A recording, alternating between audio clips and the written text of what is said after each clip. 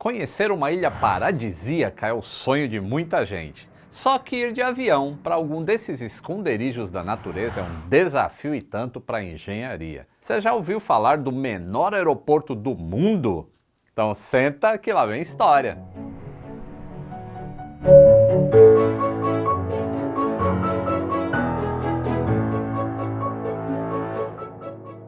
Saudações aeronáuticas, tudo bem com vocês?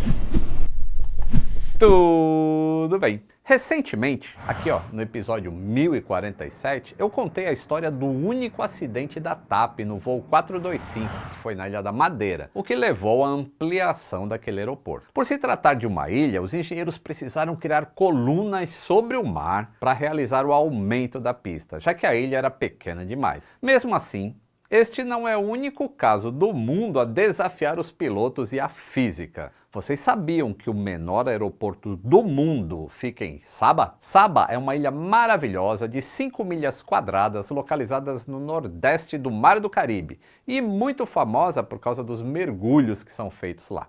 Anteriormente, era parte das Antilhas Holandesas, mas em 2010, Saba se tornou parte de um município especial do Reino dos Países Baixos, juntamente com as ilhas de St. Eustátios e Bonaire. Ficou meio confuso? Para que a gente possa prosseguir, vocês precisam de uma informação de geografia. A Holanda não é um país, e sim uma região dos Países Baixos.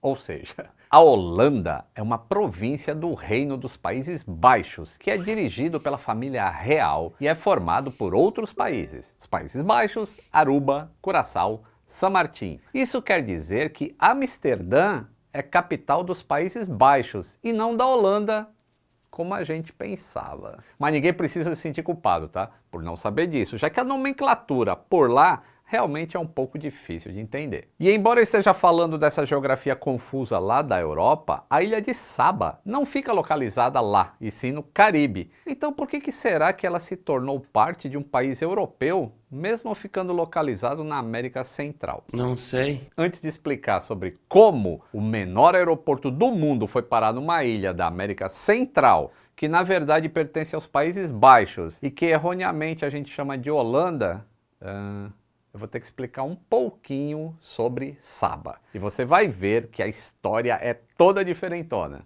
Para início de conversa, a ilha de Saba é o topo de um vulcão adormecido que não entrou em erupção por cerca de 5.000 anos, mas existem vestígios de derrames piroclásticos lá do século 17. Os primeiros moradores apareceram por lá cerca de 1175 a.C. E eles não foram de avião, hein? Uma curiosidade. São chamados de Sibonés ou Sibonês, as tribos dos primeiros habitantes de todas as ilhas e regiões do Caribe. Mas voltando. Por volta de 1493, Cristóvão Colombo avistou Saba, mas só que ele não tentou chegar até lá porque sabia que próximo dessas ilhas vulcânicas, o mar costuma ser muito traiçoeiro. Depois disso, Saba se tornou parte do Império Espanhol por quase 150 anos, foi até 1627, quando aventureiros franceses chegaram. Mais tarde, em 1629, os piratas ingleses começaram a explorar todas as ilhas do Caribe em busca de assentamentos. E em 1632, a ilha acolheu náufragos ingleses, que chegaram a relatar em alguns documentos que a ilha já era habitada. E quando é então que os Países Baixos, que têm o domínio de Saba até hoje, entram na história? Em 1640. Foi o seguinte, a Companhia Holandesa das Índias Ocidentais, que já havia se estabelecido na ilha vizinha de St. Eustátios, que na época era conhecida como The Golden Rock, trouxe pessoas até Saba para colonizar a ilha, mas não foi tão fácil de se estabelecer por ali. Os holandeses foram expulsos pelo famoso pirata britânico Henry Morgan, devido ao conflito em curso entre os dois países. E assim ela foi mudando de mão por quase 200 anos entre holandeses, espanhóis, franceses e ingleses. Embora a maioria dos Sabans sejam descendentes de ingleses e irlandeses, já que a disputa foi longa, foram os Países Baixos que conseguiram realmente tomar posse da ilha de Saba. Claro que esses países que criaram colônias com escravos pelo mundo afora não deixariam Saba de fora e também levaram para lá navios negreiros. Mas a vida naquela ilha isolada e erguida sobre um vulcão adormecido era muito difícil. E por isso todos tinham que trabalhar juntos para conseguir sobreviver por lá. Com isso, a escravidão em Saba terminou muito antes de qualquer outra parte do mundo. Inclusive, Saba ficou conhecida por muito tempo como a Ilha das Mulheres, já que em meados ali de 1800, quase toda a população masculina precisava ir para o mar para sobreviver, para manter a sobrevivência. Eles se tornaram pescadores e marinheiros altamente qualificados. E agora olha só que interessante, em 1909, uma escola de navegação foi criada para treinar esses jovens Saban nos caminhos do mar,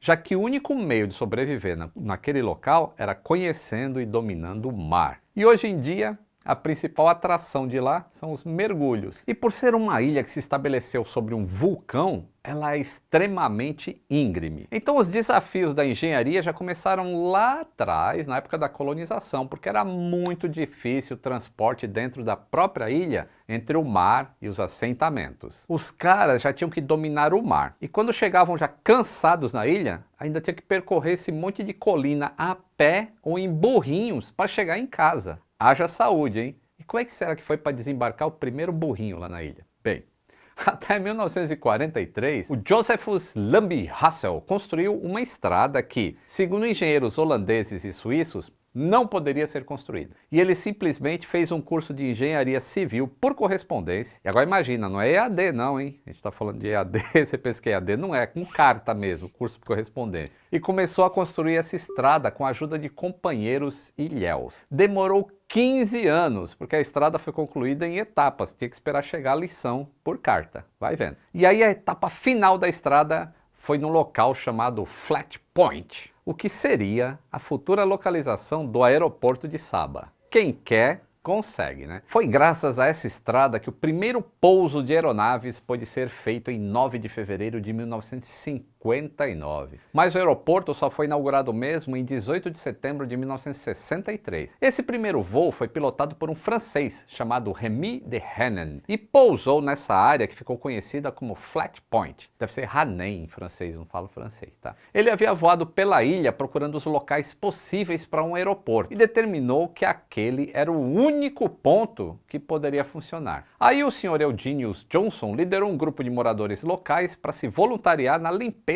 daquela área de terra. Em uma semana, eles conseguiram limpar tudo e o local de pouso já estava lá pronto. De novo, quem quer consegue, não é verdade? É verdade. Por isso, os homens que lideraram esses dois grandes feitos na ilha, tanto a estrada quanto o aeroporto, só conseguiram com a ajuda dos moradores da ilha. Todo mundo queria uma estrada e um aeroporto lá naquele local. Então, no dia 9 de fevereiro de 1959, numa bela segunda-feira de sol, com a maior parte da ilha presente para recebê-lo e em meio a um rugido de motor e uma nuvem de poeira, Remy de Haenen chegou. A sua bravura, determinação e perspicácia ainda são lembrados com carinho pelos moradores lá da ilha. Na verdade, os Sabans têm muito respeito e consideração por todos os pilotos da Winair, que é a companhia aérea responsável por estabelecer um serviço constante na ilha. A Winair é uma companhia aérea que oferece também serviços para outras pequenas ilhas do Mar do Caribe. A sede fica localizada na ilha de São Martinho. E por causa dessa especialidade aérea tão específica, é a única companhia aérea do mundo a operar nesse aeroporto que se chama Hwangcho. E por isso também somente poucos modelos de aeronaves são aprovados para pousar lá. Já vão entender por quê. Em 1963 eram alguns voos semanais. Hoje em dia são 4 voos por dia. Mas o menor aeroporto do mundo tem um nome grandão. Aeroporto Hwangcho e Irauskin, em homenagem ao ministro de Aruba, Hwangcho Irauskin. Se escreve com I, Irauskin. Só que o aeroporto acabou ficando com Y, porque teve um erro de digitação na hora de registrar o nome. Também, meu, aeroporto, né, tá lá em cima, os caras, o escrivão, para subir aquela montanha, chegar lá em cima e registrar o bagulho, chegou cansado, trocou o I pelo Y e deixa assim mesmo, não vou descer agora para corrigir. Agora, você sabe qual que é o tamanho dessa minúscula pista de Saba? Apenas 400 metros de comprimento. Imagina essa pista em comparação com a pista, por exemplo, do aeroporto do Galeão, que tem 4.000 metros. Imagina as duas assim, lado a lado, só para efeito de comparação. Seria interessante, né? você ter uma ideia, tem navios que têm 400 metros de comprimento. Pista de atletismo tem 400 metros de comprimento. Mas um aeroporto? Pois é. Por isso que ele é considerado a pista de pouso comercial mais curta do mundo. A sensação deve ser mais ou menos de pousar em um porta-aviões, já que tem água dos dois lados ali da pista. E sem falar que aquela montanha ali do lado, aquelas falésias, parece uma torre de porta-aviões mesmo, né? Essa pista ela é marcada com 2X branco, um em cada extremidade, indicando que não é para voos comerciais ali.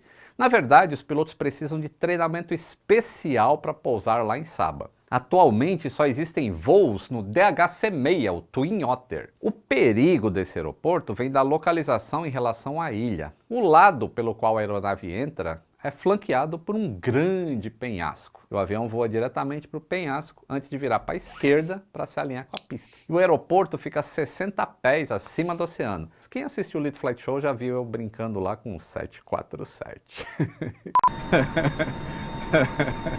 Essa deu troca de cueca, hein? Vamos ver aqui, ó. Olha aquele... Mano do céu!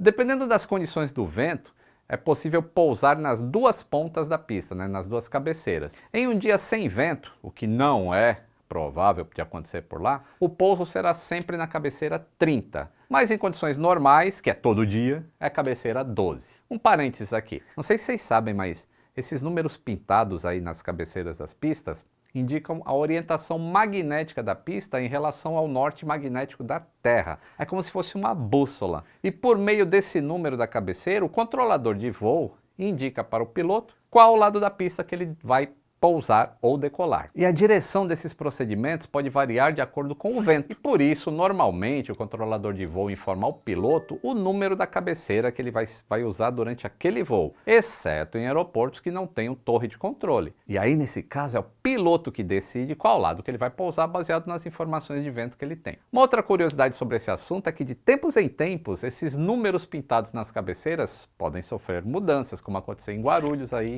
em setembro desse ano, já que é baseado na orientação magnética da bússola, né? E com o passar do tempo ocorre uma declinação magnética, que é o ângulo entre o norte verdadeiro e o norte magnético da Terra. E essa mudança ocorre lentamente, em média aí 1 grau a cada 10 anos. A gente falou completinho disso aqui ó, no episódio 1035 com Pedro Loss. Então, se você estiver pensando em fazer mergulhos em um cenário paradisíaco, com pousos emocionantes, onde a atividade vulcânica passada criou formações e estruturas espetaculares, com fluxos de lava subaquática, fontes termais e recifes povoados de cardumes de peixes tropicais, além de avistamentos incomuns e encontros com tubarões. Saba é o seu destino.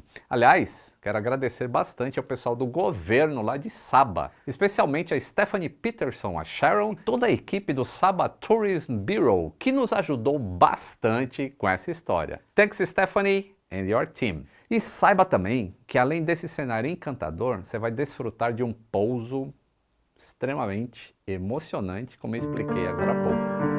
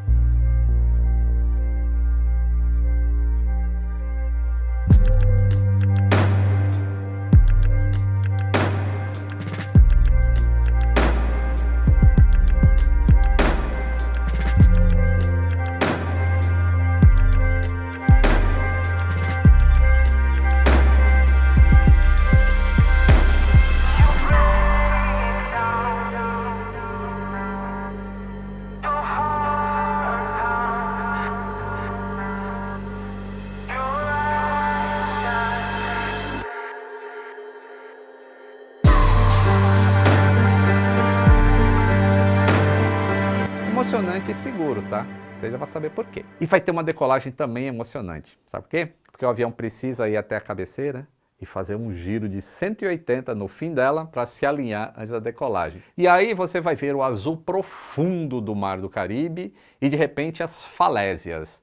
E na sequência, a corrida de decolagem. Esse será o seu último registro mental antes de chegar na cabeceira oposta, já voando e voltando para casa. E apesar desse tamanho minúsculo, os voos comerciais que chegam e saem lá do aeroporto de Saba todos os dias servem como um importante centro de transporte para a ilha e elo com o mundo exterior, para os seus residentes e visitantes também. E apesar desses desafios e de ser reconhecido como um dos aeroportos mais perigosos do mundo por causa dessa pista curta e o terreno montanhoso, ele continua sendo uma parte essencial da vida em Saba e desenha um papel crucial na economia da ilha. E antes que você pergunte, já teve acidente lá?